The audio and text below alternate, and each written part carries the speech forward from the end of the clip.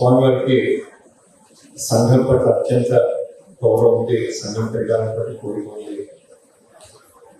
2004లో మన ఆంధ్రప్రదేశ్ యొక్క ఘోష్ మహారాజు కార్యక్రమం విజయవాడలో జరిగినప్పుడు దానికి ముగింపు కార్యక్రమానికి స్వామివారి యొక్క ఆశీస్సులు అందించారు సంఘ యొక్క బ్యాండ్కి సంబంధించి. దాని తర్వాత కలిసినప్పుడు వారు ఒక ట్యూన్ వాళ్ళు ఇచ్చారు, నేను వాయించి నేను తెలుగు చెప్పారు. సంఘం కోరేది, స్వామిజీ కోరేది, కళ్ళు మూసుకుంటే దైవం కనబడాలి, కళ్ళు తెరిస్తే దేశం సమాజం కనబడాలి. ఈ ఒక్క వాక్యం మనం కనుక జీవితాంతం గుర్తుపెట్టుకుంటే 2016లో ఆర్ఎస్ఎస్ యొక్క స్టేట్ ఆఫీసు ప్రారంభోత్సవానికి కంచి స్వామివారు వచ్చారు. వారు మాట్లాడుతూ చెప్పారు, దైవభక్తి చాలా గొప్పది, కానీ దైవభక్తితో పాటు దేశభక్తి ఇంకా గొప్పది. దైవభక్తిలో వ్యక్తిగతమైనటువంటి స్వార్థం ఉండేటువంటి అవకాశం ఉంది, ఇది కావాలి. కానీ దేశభక్తిలో నేనేమి ఇవ్వాలనేటువంటి ఆలోచన. ఇప్పుడే తెలిసింది, ఫిబ్రవరి 14వ తేదీన మైసూరులో హనుమాన్ చాలీసాతో పాటుగా వందే మాతరం యొక్క పాట రాసి 150 సంవత్సరాలు అయిన సందర్భంగా దానితో పాటు వందే మాతరము, హనుమాన్ చాలీసా, విధంగా జనగణమన, ఇవన్నీ కలిగి అంటే దైవభక్తి, దేశభక్తి, నాణానికి బొమ్మ కోసే ఏ విధంగా అవసరమో ఆ విధంగా రెండింటికి ఆధారం చేసుకుని చాలా పెద్ద కార్యక్రమాలు చేస్తున్నారని చెప్పేసి అటువంటి మహాపురుషుడు యొక్క ఆశీస్సులు ఉన్నట్టయితే రాబోయే కొద్ది సంవత్సరాలను మనందరం కోరుకున్నట్టుగా మనందరం జీవించేందుకు అటువంటి రామరాజ్యాన్ని మనం చూడగలుగుతామని అటువంటి సంకల్పాన్ని మనం మనసులో చేసుకున్నట్టయితే అటువంటి తపస్సంపన్నైన వ్యక్తుల యొక్క ఆశీస్సులు, భగవంతుడి యొక్క ఆశీస్సులు, హనుమంతుడి యొక్క ఆశీస్సులు మనకు లభిస్తాయి. ఆ విధంగా మనం కూడా ప్రయత్నించున్నాం. శ్రీ సంతోష్ కుమార్ ఘనాపతి గారిని మాట్లాడవలసిందిగా కోరుచున్నాం. बोलो भारत माता की जय, बोलो भारत माता की जय. మైసూరు అవధూత పీఠాధిపతులు పరమపుత్ర శ్రీ గణపతి చిదానంద స్వామీజీ వారికి మీ అందరి తరపున కూడా స్వాగతం, సుస్వాగతం. ఇందాక మన శ్రీమాన్ భరత్జీ గారు చెప్పినట్లుగా దేశము, ధర్మము ఈ రెండు కూడా ఎంతో ముఖ్యము.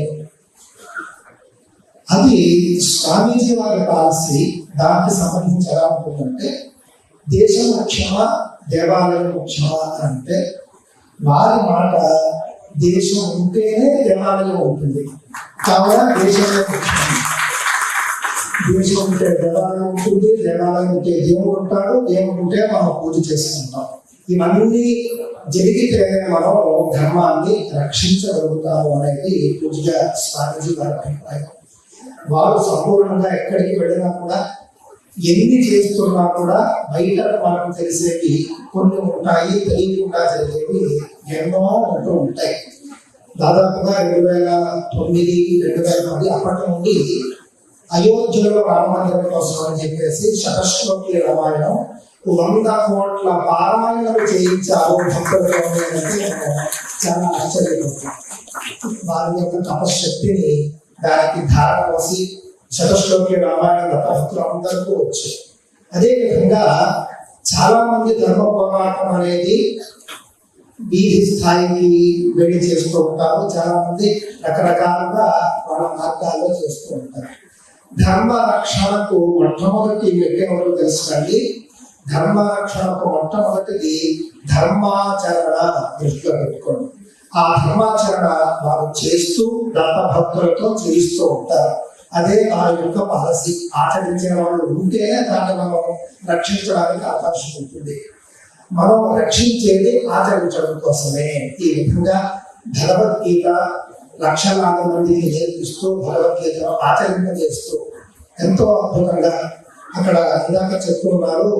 మైసూరులో కావచ్చు, మన ఆశ్రమ శాఖలో ఉన్న చోట్ల ఎక్కడెక్కడైతే మేము వెనుకబడిన వర్గాల వాళ్ళము అని కొంతమంది భావిస్తూ ఉంటారో వారందరూ కూడా మన ధర్మంలోనే ఉండాలనే ఉద్దేశంతో వారి వద్దకే భగవంతుడు తీసుకుని వెళ్ళి ఆయా కాలనీల్లో, ముఖ్యంగా దళిత కాలనీల్లో అద్భుతమైనటువంటి దేవాలయాలు నిర్మించి మీరంతా రావాలి అని చెప్పేసి చాటి చెబుతున్నారు.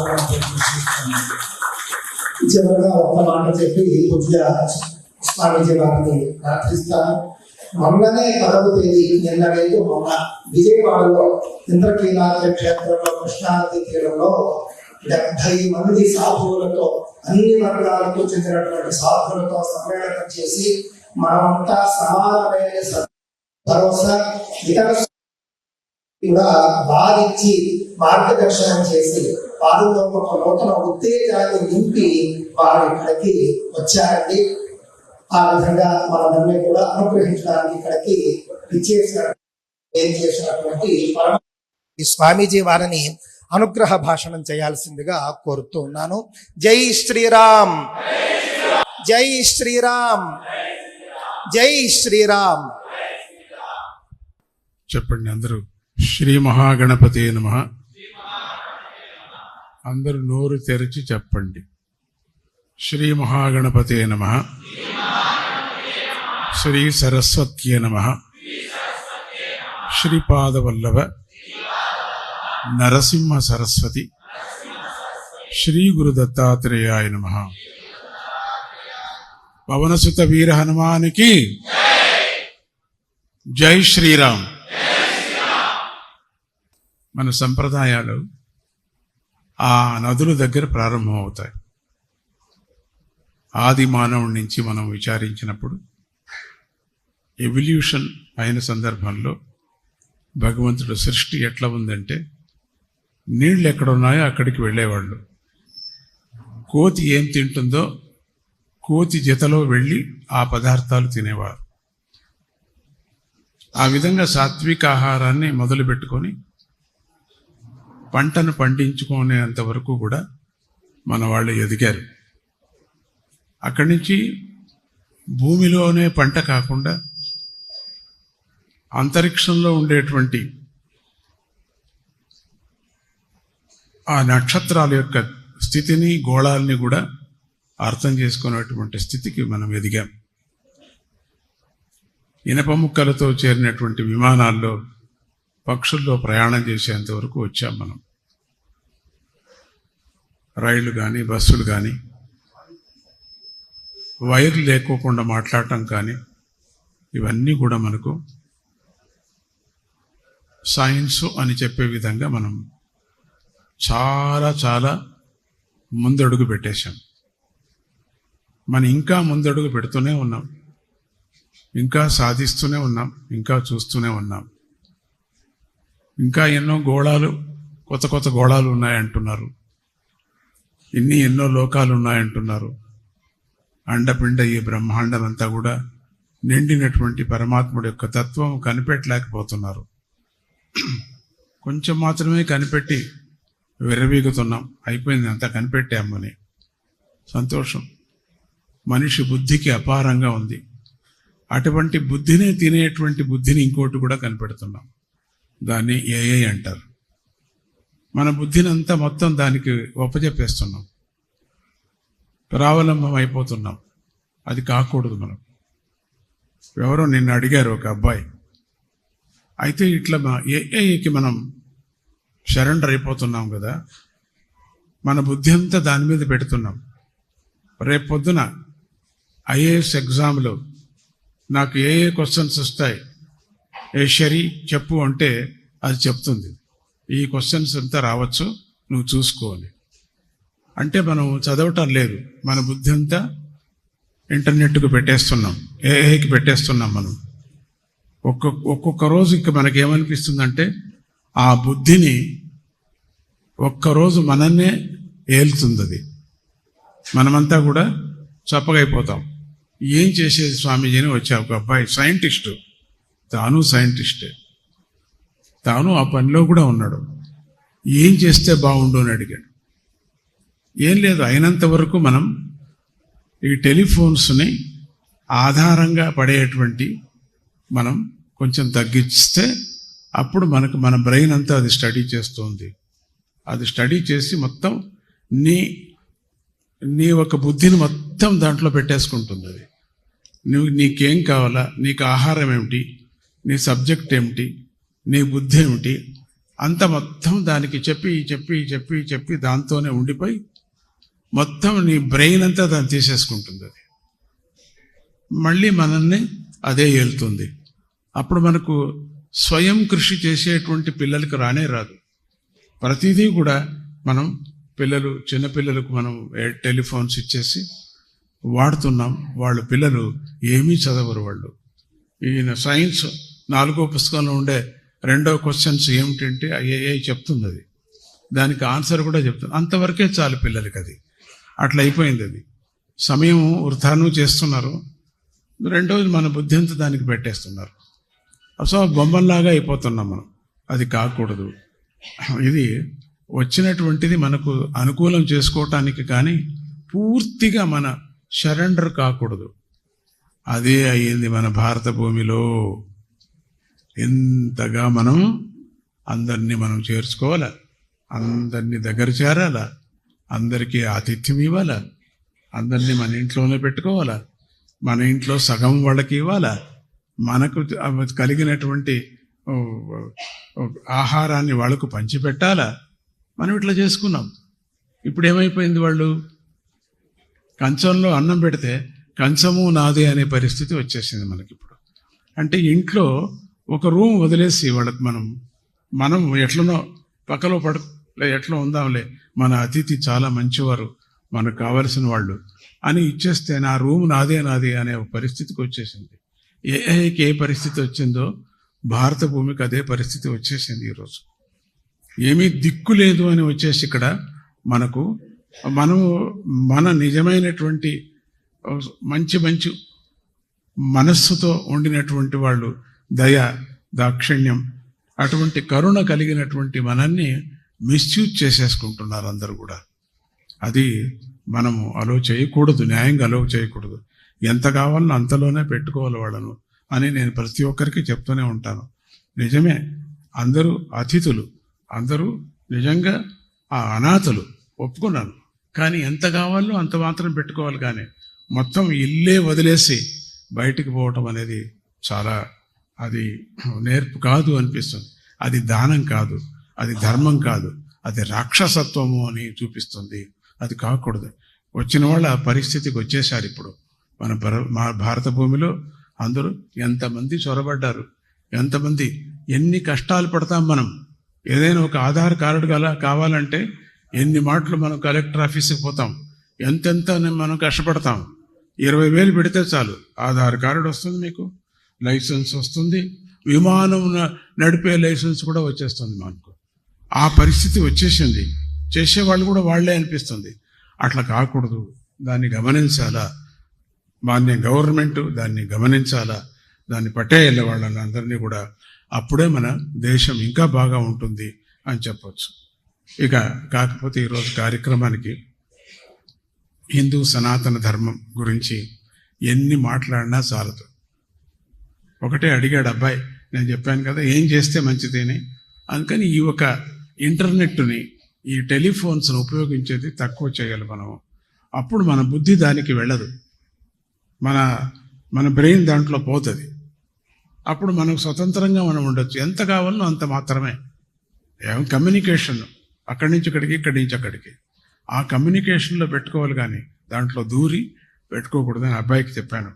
అట్లనే మన ఈరోజు ఆర్ఎస్ఎస్ అన్నప్పుడు మనకు రాష్ట్రీయ స్వయం సేవా సంఘం నిజమే బాగుంది, చాలా అద్భుతంగా సేవలు చేస్తున్నాం. మనమంతా తెలిసి సేవ చేస్తున్నాం, తెలియకుండా సేవ చేస్తున్నాం. మన భారత భూమికి మన చేతనైన వంతు మనం చేస్తున్నాం. ఎంతోమంది ప్రాణాలు కూడా అర్పించారు వందే మాతరం అనటానికి. మనం చూసాం, కొన్ని సినిమాలు చూసాం, కొన్ని పుస్తకాలు చదివాం. అద్భుతమైనటువంటి పుస్తక భండారాన్ని చూస్తే మీకు ఎంత ప్రాణ త్యాగం చేశారు మనం ఈరోజు అనుభవిస్తున్నాం. ఈరోజు మన గడి ప్రదేశాన్ని వాళ్ళు రక్షిస్తున్నారు. ఆ బార్డర్ను వాళ్ళు రక్షించకపోతే మనం ఇట్లా సుఖంగా ఉండేవాళ్ళం కాదు. ఎంతమంది చస్తున్నారు ఆ చలిలో. నా 2-3 మాటలు నన్ను పిలిపించారు. నేను వెళ్ళాను కచ్, అటువంటి ప్రదేశాలకంతా నన్ను పిలిపించారు. అక్కడ ఉండేటువంటి భక్తులందరూ అక్కడ అన్ని గడి ప్రదేశాలన్నీ చూశారు. అక్కడ ఒక హనుమంతుని ఆలయం ఉంటుంది, ఆ ఆలయానికి కూడా వెళ్ళి రావటం జరిగింది. వాళ్ళంతా సైనికులు మొదట జై హనుమాన్, వీర హనుమాన్ అంటూ వాళ్ళు బయలుదేరుతారు. అక్కడ స్వామీజీతో ఆ హనుమంతుడికి పూజ చేయాలని చెప్పేసి ఆ గడి ప్రదేశానికి కూడా వెళ్ళాను. 4-5 మాటలు వెళ్ళాను నేను. ఎంత చలి ప్రదేశం, ఆహారం దొరకదు, వేడి దొరకదు, చల్లదనం దొరకదు, అయినా నీళ్లు కూడా దొరకవు. అటువంటి మిషన్ కూడా కనిపెట్టారు. గాలిలో నీళ్లు వచ్చేటువంటి మిషన్ కూడా మన ఆశ్రమానికి కూడా ఒకటి ఇచ్చారు మిలిటరీ వాళ్ళు. మన ఆశ్రమంలో ఒకటి మిషన్ ఉంటుంది, కేవలం గాలితోనే తయారైపోతుంది. మరియు సూర్యుడి యొక్క వెలుతురుతోనే అది కరెంట్ ఉత్పత్తి చేసుకుంటుంది. అదే ఉత్పత్తి చేసుకొని అదే నీళ్లు తయారు చేసి నీళ్లు లేనటువంటి ప్రదేశంలో నీళ్లు ఇస్తుంది.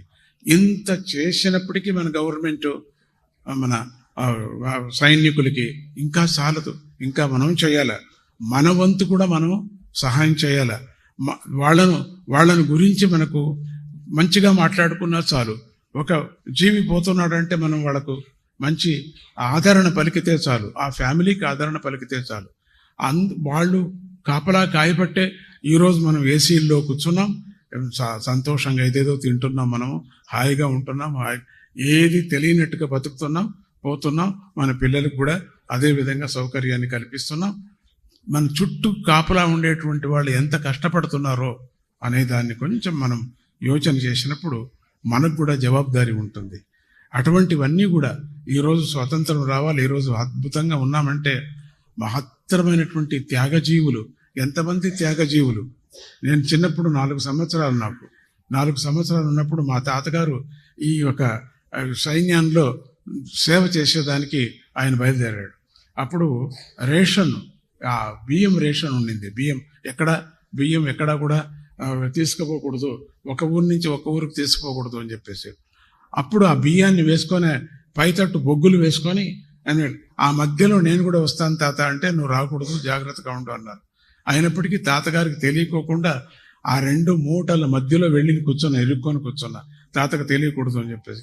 పైనంతా బొగ్గులు వేశారు, కిందంతా బియ్యం వేశారు. అది అప్పుడు మనవాళ్లే, బ్రిటిష్ వాళ్ళేం తీసుకురాలేదు, సైన్యాన్ని తీసుకురాలేదు, మన వాళ్ళనే కట్టారు, మన వాళ్ళకే డబ్బులు ఇచ్చారు. ఒక్కరు కూడా సైన్యం తీసుకురాలేదు. జ్ఞాపకం పెట్టుకోండి దీన్ని, ఒక్కరూ తీసుకురాలేదు. అంతా ఇక్కడే కనిపెట్టారు, ఇక్కడ వాళ్లతోనే చేయించారు, ఇక్కడ వాళ్లే మనకు దాయాదులు. ఇంటి శత్రువు ఉంటే మనం ఏం చేయగలం చెప్పండి? ఇంట్లోనే ఉన్నారు మనకు. ఇంటి దొంగను పట్టేది కష్టం. ఇంటి దొంగలు ఉన్నారు మన దగ్గర. మనలాగా నటిస్తూ దేశద్రోహం చేసేటువంటి మూర్ఖ శిఖామణులు దండిగా ఉన్నారు. చూడటానికి చాలా బాగుంటారు, గోముఖ వ్యాఘ్రంలాగా ఉన్నారు. గమనించండి, జాగ్రత్తగా ఉండండి. గోముఖ వ్యాఘ్రం, అట్లా గోవు ముఖం వేసుకొని వస్తే ప్రయోజనం ఏమి? వ్యాఘ్రమే. అట్లా మనలోనే ఉన్నారు. ఎందుకున్నారో తెలియదు, ఎందుకు అట్లా ఉన్నారు. వాళ్ళు చెప్పారు, ఒక అబ్బాయి అడిగాడు, స్వామి రాక్షసులంతా ఏమైపోయినారని. దేవతలు ఎట్లా పుట్టారో రాక్షసులు కూడా ఇట్లే పుట్టారు నాయన. ఇప్పుడు మన మధ్యలోనే ఉన్నారు రాక్షసులు, మన బంధువులే రాక్షసులు, అన్నతమ్ముళ్లే కదా వాళ్ళు, ఒక అక్క చెల్లెళ్ళకు పుట్టినటువంటి వాళ్ళే కదా వాళ్ళు, పెద్దమ్మకు పెదనాయనకు పుట్టినటువంటి ఒకే తండ్రి కదా కశ్యపుడికి. ఇద్దరు ఒకటే కదా, ఇద్దరు అన్నదమ్ముళ్లే దయాదుల్లాగా తయారైపోయి పోట్లాడుకుంటున్నారు. మొదట దీన్ని మనం సరి చేసుకోవాలా, ఇంటి దొంగలను మనం పట్టాలా. అది చాలా ముఖ్యమైనటువంటిది. గవర్నమెంట్ అది చేయాలా, నాకు ఇష్టం అది. మొదట వీళ్ళని పడితే బయట నుంచి వచ్చేటువంటి వాళ్ళకి జాగ్రత్త అయిపోతారు. మనలోనే ఉన్నారు సహాయం చేసేటువంటి వాళ్ళు. ఎందుకు అట్లా చేస్తున్నారంటే రాక్షసత్వం ఉంది వాళ్లకు, కాబట్టి చేస్తున్నారు. రాక్షసులు మళ్ళీ పుట్టారు కదా, దేవతలు మనం అనుకుంటాం మేము దేవతలమని, రాక్షసులు పుట్టాడైతే పక్కలో. అందుకని జాగ్రత్తగా మనం ఉండాలా, రాష్ట్రభక్తిని పెంచుకోవాలా. వందే మాత్రం ఈరోజు రక్తం, అది రక్తం పారినటువంటి గంగా నదిలాగా పారింది రక్తం, వందే మాత్రం అనేది. అప్పుడు ఆ తాతగారు నన్ను తీసుకున్నప్పుడు ఆ బండిలో, 2 ఎద్దుల బండిలో మధ్యలో కూర్చున్నాను. ఇంకా నాకు 3.5 సంవత్సరం అంతే, ఇంకా చిన్న శిశువు. వీళ్ళు మనవాళ్ళు ఏం తీసుకుపోతున్నామని వేస్తారు ఇట్లా, ఎంత రాడ్ లాగా ఉంటుంది, దాని పేరేమంటారు, ఇట్లా వేస్తే ధాన్యం దాంట్లో పడుతుంది, తీసుకుంటారు. ధాన్యం టెస్ట్ చేస్తారు, దాంట్లో బియ్యం ఉంటే వదలరు. మీకు అర్థమైంది అది? ఇప్పుడు అది దాన్ని ఇట్లా రాడు లాగా లోపల వేస్తూనే దాంట్లో బియ్యం పడతాయి. దాని పేరేమన్నారు? ఆ ఎగ్జిబిషన్లో చూడాలి మీరు, మనకు కనపడదు అది, ఇప్పుడు లేదు.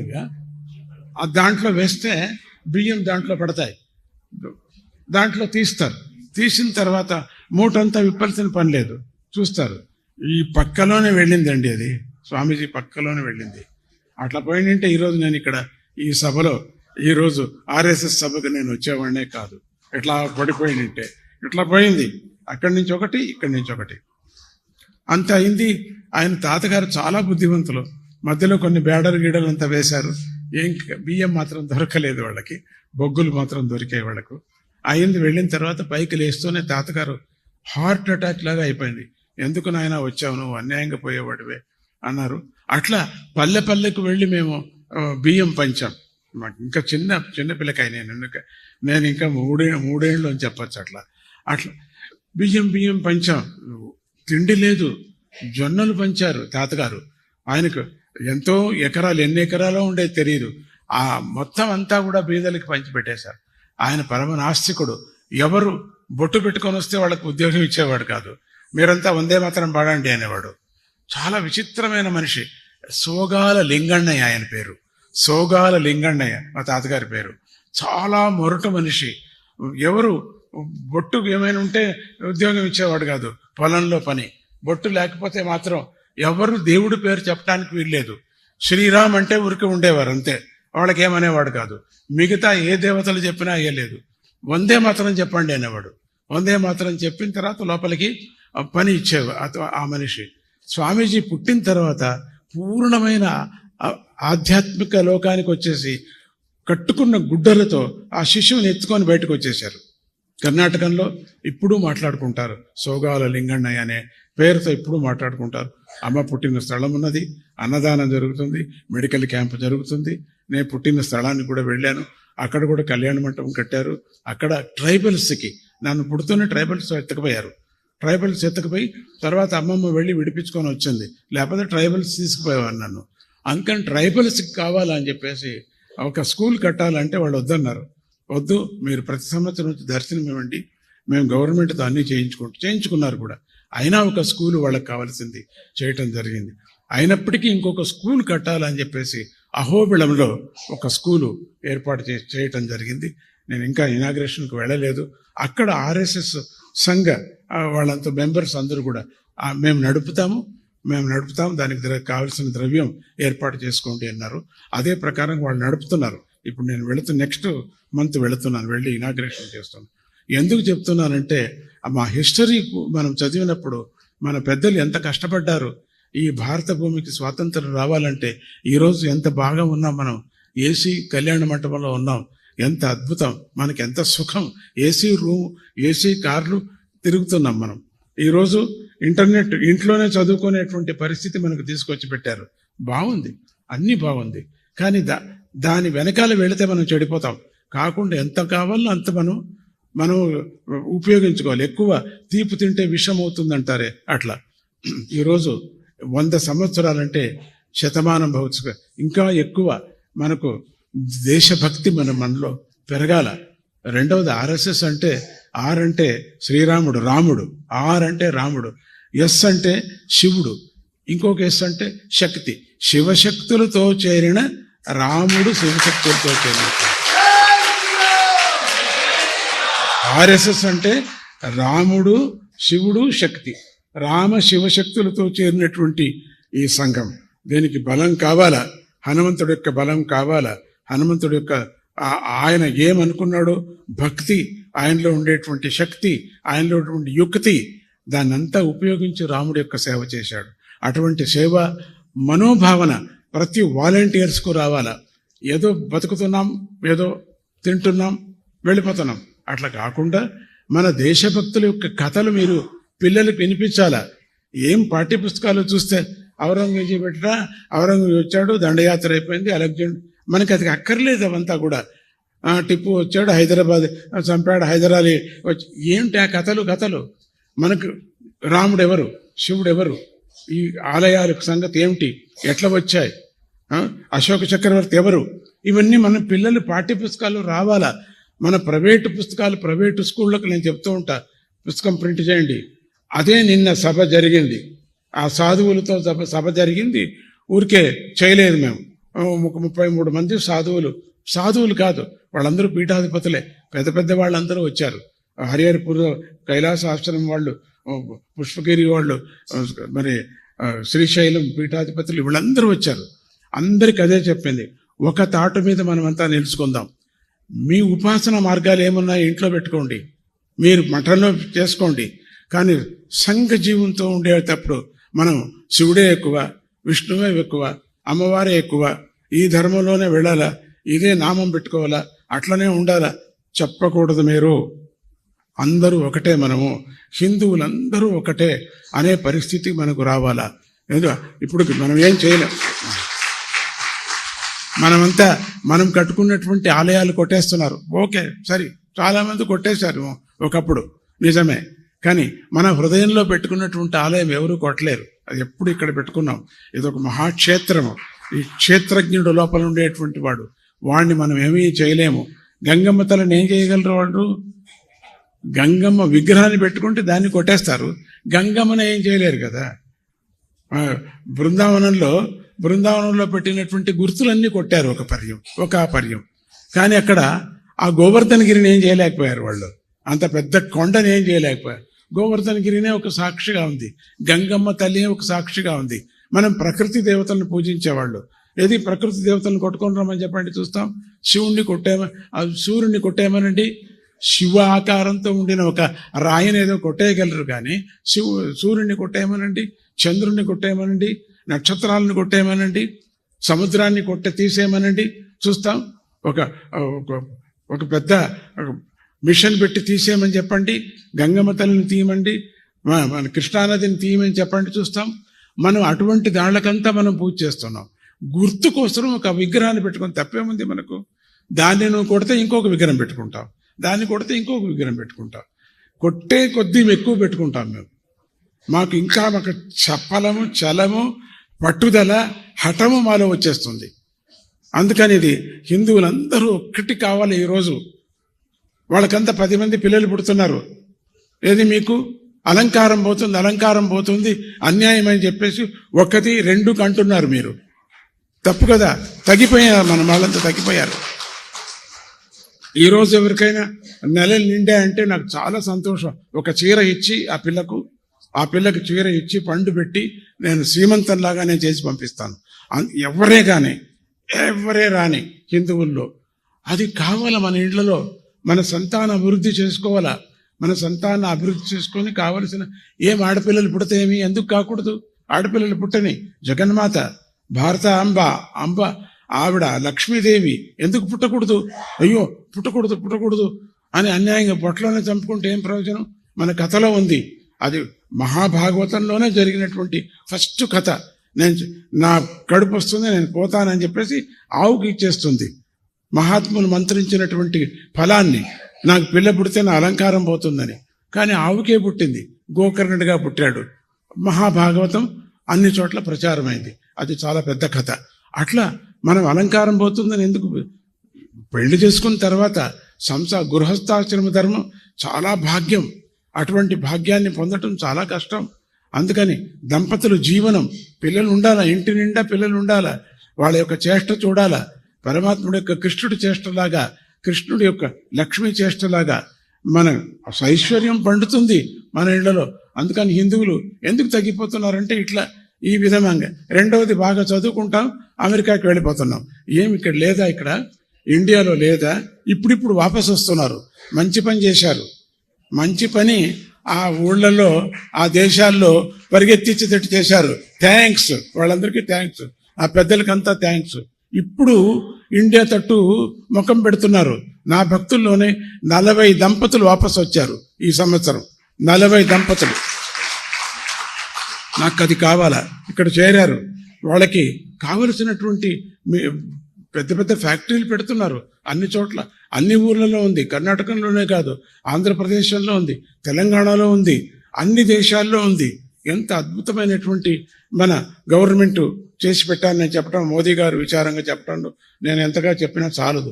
ఎంత గవర్నమెంట్ ఎంత అద్భుతంగా చేశారు, ఎన్ని ఏర్పాట్లు చేశారు మన కోసం. నీళ్ల విచారం కానీ, కరెంటు విచారం కానీ, ఇంటర్నెట్ విచారం కానీ, ఒకటా రెండా ఎంత అభివృద్ధి మనం పొందుతున్నాం. మన స్వార్థాని కోసం వాళ్ళు బాగలేదు, ఈ సీటు కావాలా, వాళ్ళు బాగలేదు, ఈ కుర్చీ కావాలా అని ఒకరినొకరు మనమే దోషం చేసుకుంటున్నాం. మన కళ్ళు మనమే పడుచుకుంటున్నాం. మంచిగా దేశ సేవ చేసేటువంటి వ్యక్తుల్ని మనం ప్రోత్సహించడం లేదు. మనకు ఎంతసేపు ఉన్నా మనకు కొట్టుకొని పోవాలా, మనకు కావాలా, మనకు కుర్చీ కావాలా. ఒక అబ్బాయి అడిగాడు, స్వామి మీరు దేవుణ్ణి చూశారా అని అడిగాడు. చూశాను నాయన. ఓ ఎట్లా ఉంటారు నేను ఎట్లా అనుకుంటే అట్లా ఉంటారు. ఓ సరే అయితే ఇప్పుడు ఆ మహారాజు ఇట్లనే పిచ్చి పిచ్చిగా అడిగేవాడు అందరినీ కూడా.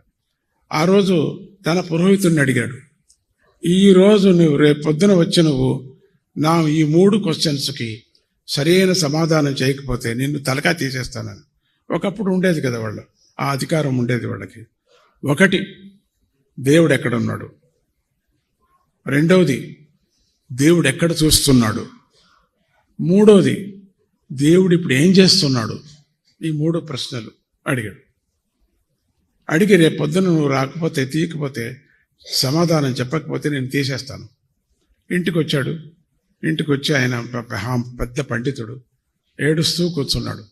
అప్పుడు పశువులు కాపరి వచ్చి, స్వామి అయ్యవారు ఎందుకు ఇంత ఏడుస్తున్నారు, ఏమైంది మీకు? రేపు పొద్దున నా తలకాయిపోతుందిరా. ఎందుకు? నేను ఎన్నో పుస్తకాలు తిరిగేశా, ఈ 3 ప్రశ్నలకు మాత్రం సమాధానం దొరకదు. ఏ ప్రశ్నలు అవి?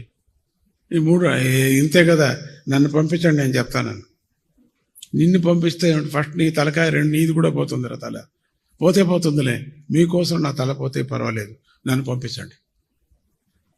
సరే అయితే స్నానం చేసుకొని మంచి గుడ్డలు వేసుకొని వెళ్ళరా. లేదు ఇట్లే వెళతాను నేను. వెళ్ళాడు, అట్లే వెళ్ళాడు. ఆ మహారాజు మంచివాడు పాపం. తన ప్రశ్నలకు సమాధానం ఎవరైనా చెప్పని పర్వాలేదు అని చూస్తూ ఉండగానే మహారాజుకు ఒక మాదిరైంది. ఏంటి పశువులు కాపరిని పంపించాడు, పర్వాలేదు, ఏరా నువ్వు చెప్తావా సమాధానం ఈ 3 క్వశ్చన్స్కి? చెప్తాను స్వామి, అడగండి. ఇప్పుడు దేవుడు ఎక్కడ ఉన్నాడు? అవునా స్వామి, ఒక పాత్రలో పాలు తెప్పించండి అని. పెద్ద పాత్రలో పాలు తెప్పించు పెట్టమన్నాడు. అయ్యో దీంట్లో వెన్న ఉంది చూడండి, అయ్యో దీంట్లో వెన్న ఉంది చూడండి అన్నాడు. ఏంట్రా నీ ముఖం, ఎక్కడుంది వెన్న? పాలే కదా అది. కష్టపడండి, ఆ వెన్న ఉంది దీంట్లో. ఎట్లరా వెన్న ఉంది దీంట్లో? కొంచెం కష్టపడితే మీకు తెలుస్తుంది. ప్రాసెస్ చేయండి, దాన్ని కాచండి, పెరుగు పెట్టండి, పేరు పెట్టండి, మజ్జిగ అవుతుంది, చిలకండి, వెన్న వస్తుంది. పాలలో వెన్నుంది. అట్లనే పరమాత్ముడు అన్ని చోట్ల ఉన్నాడు, మీకు కనపడడు. మీరు కొంచెం పాలను ఎట్లా చేసి చిలికి దాన్ని సరిచేశారో అట్లనే మానసికంగా మీరు కష్టపడి మీరు పరమాత్ముడిని గురించి చిలకాల. కొన్ని గ్రంథాలు చిలకాల, భగవద్గీత చిలకాల. వేయండి, కొట్టండి గట్టిగా. ఏంటి అంటారు? దోమలు లేవు ఇక్కడ. ఏదో మామూలుగా ఏంటంటే దోమలు పోతాయి కదా, అట్లా గట్టిగా కొట్టాల. అట్లా మనం చిలకాల, భాగవతాన్ని చిలకాల, మహాభారతాన్ని చిలకాల, పెద్దలు చేసినటువంటి విచారాన్ని చిలకాల, సద్గురువు దగ్గర వెళ్ళి మాట్లాడాల. చిలికితేనే నిజమైనటువంటి వెన్న మనకు దొరుకుతుంది. వెన్న అంటే మహాపాపం. అదేంటి వెన్న అంటే? మనలో ఉండేటువంటి సమస్య. అది అట్లా పెట్టకూడదు, కరిగించు దాన్ని అంటారు. కరిగిస్తే మధురమైనటువంటి నెయ్యి అవుతుంది. కరిగించాలి దాన్ని, ఆ పాపాన్ని కరిగించిన తర్వాత అమృతమవుతుంది. అమృతాన్ని మనం వేసుకొని తినాలి, అప్పుడు మనకు ఆయుష్ పెరుగుతుంది. వెన్నపూసన తినకూడదు అంటారు, ఒక్కరోజు మాత్రమే తినాలి అంటారు. కృష్ణుడి యొక్క జన్మ సందర్భంలో మాత్రమే, మిగతా తప్పుడు వెన్నపూస ఎప్పుడంటే అప్పుడు తినకూడదు అంటారు. మన చీజ్ తింటాం కదా, అందుకని పాపం మనకు. ఆ చీజ్ ఎక్కువ తినబద్దేనే శరీరంలో రోగం కూడా వస్తుందంటారు. వెన్నపూసను కరిగించే తినగల ఆ మనలో చిలికినటువంటి ఆన్సర్ వచ్చినటువంటి దాన్ని వెన్నపూస కరిగించాలి. అప్పుడు మనకు అమృతం కలుగుతుంది, నెయ్యి కలుగుతుంది. ఆ నెయ్యి ఆయస్సు అభివృద్ధి చేస్తుంది, బుద్ధిని బాగా చిగురిస్తుంది. అందుకని ప్రతి ఒక్కరూ 1 చెంచా నెయ్యి తినమంటారు ప్రతిదినము. అప్పుడు బుద్ధి ఇంకా బాగా ఉంటుంది అంటారు. మనం ఏదేదో తింటాం, బుద్ధి పోతుంది, బుద్ధి రావాల మనకు. అట్లా ఈ పాలలోనే ఉంది. అవునరా, నేను అనుకుందాని మొదటి సమాధానం నాకు దొరికింది. ఇప్పుడు దేవుడు ఎక్కడ చూస్తున్నాడు? అంతేనా స్వామి? ఒక పెద్ద ప్రమిత దీపం, ఒక పెద్ద క్యాండిల్ అనుకుందాం, పోన్లే మీకు అర్థమవుతాడు. ఒక క్యాండిల్ తెప్పించండి, పెద్ద క్యాండిల్ తెప్పించమని వెలిగించి పెట్టమన్నారు. వెలిగించి పెట్టారు. ఇప్పుడు ఈ దీపం ఎక్కడ చూస్తుంది అని అడిగాడు మహారాజుని. అంతటా వెలుతురుందిరా. చూసారా, స్వామి అన్ని చోట్ల చూస్తున్నాడు, ఒక్కచోట కాదు. తనను తాను కొనీడ ఇచ్చుకొని అన్ని చోట్ల చూడండి. కింది తట్టు కొంచెం లేదు కదా, అక్కడ కూడా వెలుతురుంది, అయినా తను త్యాగం చేశాడు అక్కడ భక్తుల కోసం. అన్ని చోట్ల ఇస్తున్నాడు చూడండి. అవును నాయన, రెండో ప్రశ్నకు నువ్వు బాగా చెప్పావు, కానీ మూడో ప్రశ్న మాత్రం నువ్వు చెప్పలేవని. అదే నేను యోచన చేస్తున్నా స్వామి. చాలా కఠినమైనటువంటి ప్రశ్న అది. ఇప్పుడు దేవుడు ఏం చేస్తున్నాడు? అడ్రస్, ఫోన్ లేదు కదా మాట్లాడటానికి. ఏం చేస్తున్నాడు? ఇది నేను చెప్పలేను, కష్టమవుతుంది నాకు. ఎందుకు? శిష్యులకు మాత్రమే చెప్పేది, పెద్దవాళ్ళకు నేను చెప్పను. శిష్యులకు మాత్రమే చెప్తావా? అయితే నేను నీకు, అవును, నాకు మీరు శిష్యులు కావాలా? అంతే కదా, నాకు ఆన్సర్ దొరికితే చాలు, చెప్పు, శిష్యుడు అవుతానని. మరి శిష్యుడైతే మీరు పైన కూర్చున్నారు, నేను కింద ఉన్నాను, సాధ్యం లేదు. గురువుగారు పైన ఉండాలా, మీరు కింద ఉండాలా? దానికి ఆన్సర్ దొరికితే చాలని వాడు క్యూరియాసిటీ వాడికి, ఆ మహారాజుకి. అయితే సింహాసనం మీద వచ్చి కూర్చో ఉంటాడు. అంత పేడ వస్త్రాలు, మంత్రులంతా కొట్టుకుంటారు, అయ్యో సింహాసనం అంతా నాశనం అయిపోతుందని. అయినా వెళ్ళి, మహారాజు మంచివాడు పాపం, విచారం తెలుసుకోవాలని ఉంది కదా, అందుకని పైన కూర్చోబెడతాడు, కింద కూర్చుంటాడు మహారాజు. మీరు అడిగిన ప్రశ్న ఇంకోపారి అడగండి అంటాడు. దేవుడు ఇప్పుడు ఏం చేస్తున్నాడు? చేసేశాడు. ఏం చేశాడు? మీరు ఇంతవరకు పైన కూర్చోంటారు కదా, అవును, ఇప్పుడు కింద కూర్చున్నారు కదా, దేవుడు అదే చేశాడు. కూర్చోబెడతాడు, కూర్చోబెడతాడు, కింద వేస్తాడు, కింద పెడతాడు. ఇదే పని చేస్తున్నాడు, ప్రపంచమంతా ఇదే పని చేస్తున్నాడు. అమ్మా, నాకు ఆన్సర్ దొరికిందిరా. ఏం చేయమంటావు? ఏం కాదు, నేను మహారాజు, ఇప్పుడు నేనే నీకు ఏమైనా చేయాల్సి వస్తుంది. ఇప్పుడు ఏమి, నా గురువు గారిని ఏమీ చెయ్యను, రక్షించానని చెప్పండి, అంత చాలు, నాకు ఇంకేమక్కర్లేదు అని అంటాడు. అట్లా పరమాత్ముడు ఒక్కొక్క సెకండ్లో ఏమేమో చేస్తుంటాడు. ఏంటేంటో మారిపోతూ ఉంటుంది ప్రపంచం అంతా కూడా. అట్లా ఈ ప్రపంచంలో మనం హిందూ దేశంలో ఉన్నామంటే బయట దేశం వాళ్ళు అంటారు, స్వామి మేము హిందువులుగా పుట్టింటే బాగుండు అంటారు. అట్లీస్ట్ అక్కడ పుడితే బాగుండు అంటారు. మంచివాళ్ళు ఉన్నారు, చాలా మంచివాళ్ళు, భారత భూమిని పొగిడేటువంటి వాళ్ళు ఉన్నారు. అటువంటి సందర్భం మనకు వచ్చింది. వివేకానంద స్వామి మనకు మన తత్వాన్ని అంతా బోధించడానికి కూడా ఆయన శతమానోత్సవాలు కూడా మనం చేసుకుంటున్నాం. ఈరోజు వందే మాతరం శతమానోత్సవం చేసుకుంటున్నాం. అట్లనే హిందూ RSS హిందూ సనాతన ధర్మం పుట్టినటువంటి పండగ కూడా మనం చేసుకుంటున్నాం. భరత్ ఉన్నారని చెప్పేసి నేను వచ్చాను, లేకపోతే రావటాను, నేను రానని చెప్తాను. మామూలుగా స్వామీజీ నోట్లో నుంచి వచ్చేది నేను రాను అంతే. ఫస్ట్ అదే గణపతి నోటి నుంచి వచ్చేది విఘ్నం, అట్లా నా చేత కాదు, నేను రాను అంతే. తెలుగు చదివిన వాళ్ళకు తెలుగు. అమెరికాలో ఎన్నో స్కూళ్ళు ప్రారంభం చేశాం. ప్రతి ఆలయంలోనూ స్కూలు బాలవాడి బాలదత్త అని చేశాం.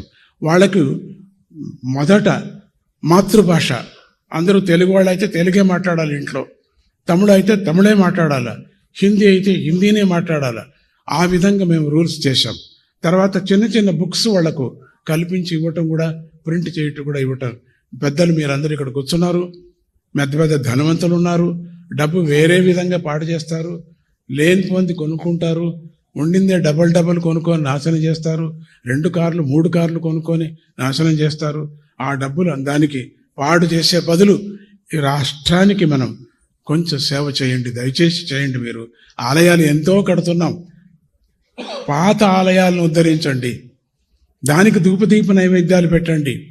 అది కాకుండా కొత్త ఆలయాలు ఊరికే కట్టుకొని అంగళ్ళు లాగా పడుతున్నాం. ఎక్కడ చూసినా అంగళ్ళే. కానీ చేయవచ్చు, చేయాల్సిందే, దానికి నాకు విరోధం లేదు. అయినప్పటికీ మీరు ఒక కొత్త ఆలయం కట్టేటప్పుడు ఒక పాత ఆలయాన్ని జీర్ణోద్ధారం చేయండి. మీకు అదే పిలుపిస్తున్నాను. ఒక జీర్ణోద్ధారం చేయకపోయినా ధూపదీపానికి అయ్యేటువంటి ఒక అర్చకుడికి వాళ్ళు పాస్ అయిపోయి ఉద్యోగాలు దొరకవు వాళ్ళకు.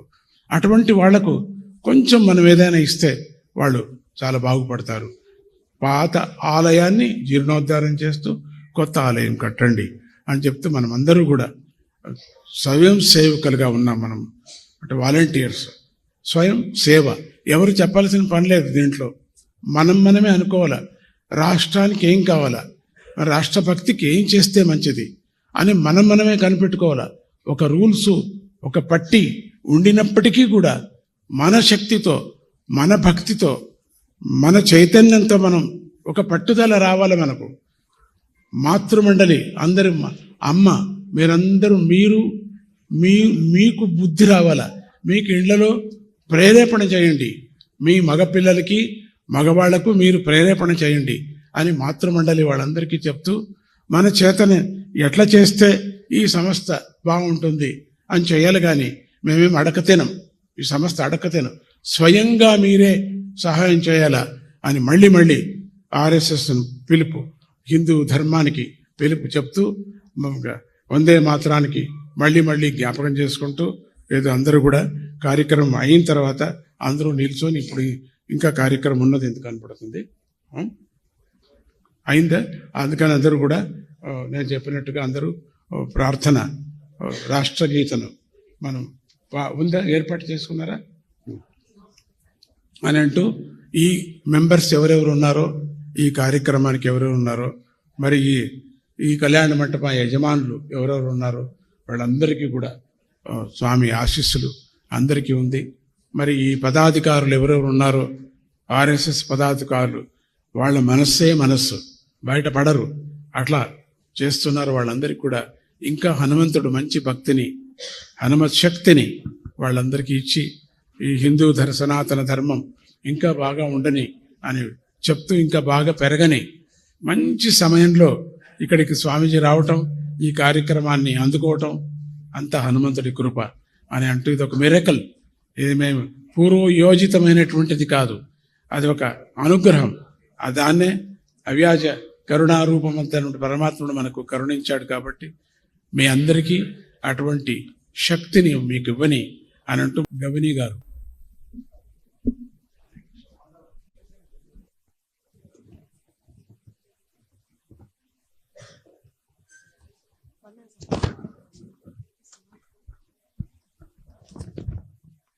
జయ గురుదత్త. ఈ కళ్యాణ మండపం అధినేత డాక్టర్ గవిని రాజేంద్ర గారి దంపతులు స్వామివారికి పుష్పమాల సమర్పించారు. జయ గురుదత్త. ఒక ముఖ్యమైనటువంటి ప్రకటన. రేపు లేదు, ఎల్లుండి సాయంత్రం ఇదే పద్మావతి కళ్యాణ మండపంలో పరమ పూజ్య శ్రీ స్వామీజీ వారి చేతుల మీదుగా నాద చికిత్స కార్యక్రమం సంక్రాంతి రాగసాగర అని జరగబోతూ ఉన్నది. అందరూ సద్వినియోగం చేసుకోండి.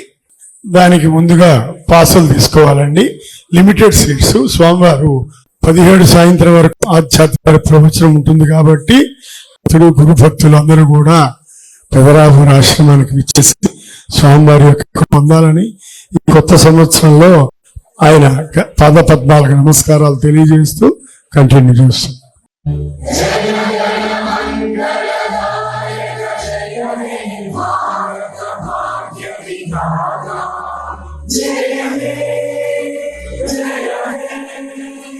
జయ హే